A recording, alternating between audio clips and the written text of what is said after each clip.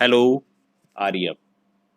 चलो जी स्टार्ट कर रहे हैं। यहाँ पे ये क्वेश्चन है इलस्ट्रेशन नंबर 27। इसके अंदर आप देखोगे क्वेश्चन हमारा cash flow from financing activity निकालनी, तो ऐसे लिख लो भाई cash flow from financing activity.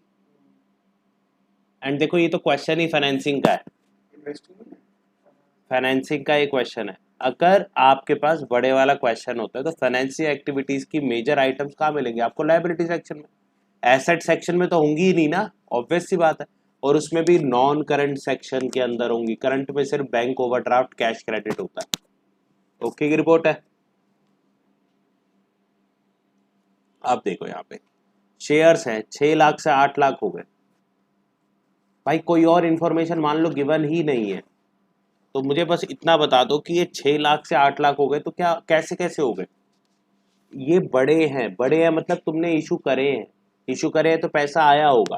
तो मान लेते हैं कि ये इन्फॉर्मेशन मान लो गिवन नहीं है, तो क्या लिखोगे? यहाँ लिखोगे proceeds from issue of shares,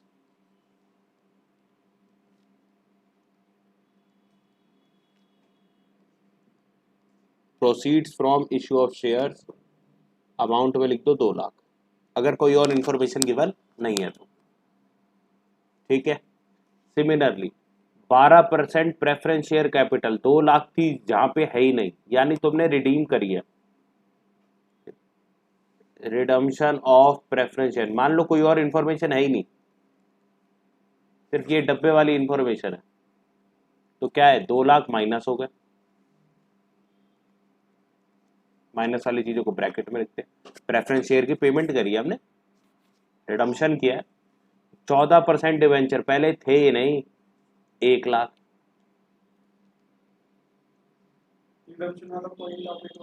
redemption मतलब रीपेमेंट करना। आपने पैसे लिए थे प्रेफरेंस शेयर के, वापसी कर दिए। वापसी कर दिए तो हमारे पैसे जाएंगे proceeds from issue of debentures. कोई और इन्फॉर्मेशन मान लो नहीं गिवन, तो आपका ये रिजल्ट है, तो पिट जाएगा भाई, मैं बता रहा हूं।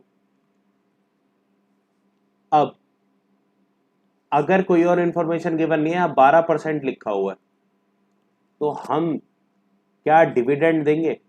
आंसर है अब आपने ना एजम्पशन लेनी है। कोई और इन्फॉर्मेशन नहीं गिवन तो क्या करना है? एजम्पशन लेनी है कि जो हमने रीपे रिडम्शन करी है ना, 1 तारीख को ही कर दी ताकि हमारे को इंटरेस्ट डिविडेंड निकालना ही ना पड़े। भाई वापसी करें 1 तारीख को कर दिए, और नए खरीदे अगर, देखो हमने नए डिवेंचर भी खरीदे हैं, तो ये हमने आखिरी तारीख पे खरीदे हैं, और ये एजम्पशन आपने पेपर में लिखा है। ठीक है जी, कोई डाउट इसमें? कोई डाउट नहीं। अब देखो जी, लेकिन क्या हमारे को इन्फॉर्मेशन गिवन है? आंसर है यस भैया, इन्फॉर्मेशन तो गिवन है। अब इन्फॉर्मेशन के हिसाब से देखो रिजल्ट में क्या चेंजेस आते हैं। ठीक है जी, अभी तो 1 लाख प्लस आया ना, अब ये इन्फॉर्मेशन भी है। Equity shares were issued at premium of 15%, 12% preference share were redeem at a premium of 5%, 14% debenture were issued at a discount of 1%, dividend paid on old preference share rupees 24,000, interest paid on debenture rupees 14,000, under writing commission of equity share rupees 10,000। इतनी सारी information दे रखी है। पिछले साल का propose dividend और इस साल का प्रपोज डिविडेंड दे रखा है। ठीक है जी। अब देखो कैसे काम चलता है। ये दो आइटम है, देखो अंडर राइटर्स की पेमेंट करी है, यहाँ पे लिखी है 6 नंबर पे अंडर राइटिंग कमीशन। ये क्या होता है? आपको अपने शेयर्स बिकवाने होते हैं ना अगर, तो आपको एक अंडर राइटर चाहिए होता है, तो एक खर्चा होता है, और इसको हम इनकॉर्पोरेशन एक्सपेंसेस भी कह सकते हैं, मतलब प्रीलिमिनरी एक्सपेंस भी कह सकते हैं। ठीक है जी, इट्स अ प्रीलिमिनरी एक्सपेंस। अब क्या कर रहा है?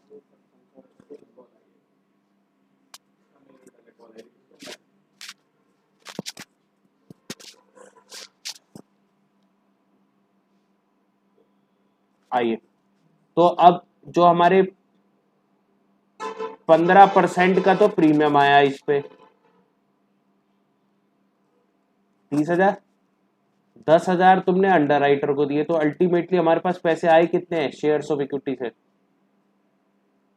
2,20,000 प्रीमियम आया ना, यहाँ लिखा है equity share were issued at a premium of 15%, तो 2 लाख का 15% कितना है? 30,000। अंडर राइटिंग कमीशन कितना है 6 पॉइंट, ये फर्स्ट पॉइंट 10,000। तो ओवरऑल कितना लिखेंगे हम 2,20,000।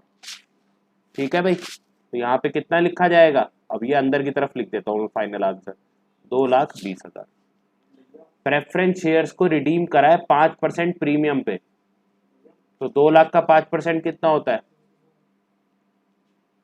तो मतलब नेगेटिव में ही 10,000 है ये, तो 2,10,000 हमारा नेगेटिव हो गया, तो यहाँ पे लिख दो 2,10,000। Proceeds from issue of debenture, तो यही आएगा। अब आगे देखते हैं, 14% debenture were issued at a discount of 1%, यानी 1% वैल्यू कम आई है। हो गया चारों क्वेश्चन। तेरे को यार एक बात बता, तू क्या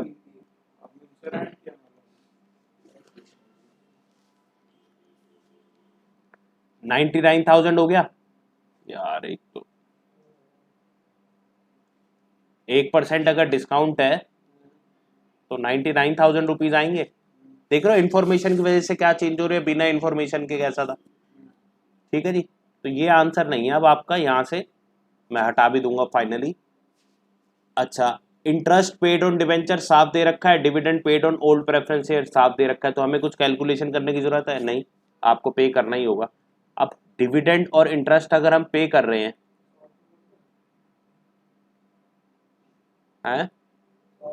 तो माइनस होंगे,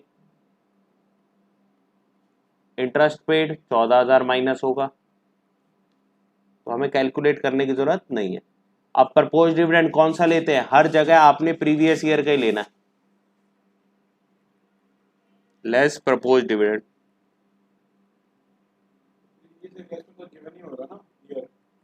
गिवन है ना, देख 22 का भी है 23 का भी, तो प्रीवियस ईयर का ले ले, ये है इंफॉर्मेशन के साथ आंसर, इसको हटा दो। ठीक है जी, आपका रियल आंसर अब क्या बनता है इस क्वेश्चन के हिसाब से, जो गिवन था वो ये था। ठीक है जी, कोई डाउट इसमें, टोटल लिख दो, प्लस में है कि माइनस में है, आंसर है माइनस में, 19,000 माइनस में, तो लिख दो नेट, ये माइनस की आइटम है, net cash used in financing activity. तो इसके अंदर अंडर राइटिंग कमीशन और जो 1% का यहाँ डिस्काउंट था 1,000 रुपये का, ये दोनों प्रीलिमिनरी एक्सपेंस है, याद कर लेना क्या है, प्रीलिमिनरी एक्सपेंस। वीडियो में आ जाएगा बेटा, ये सब कुछ देख लेना।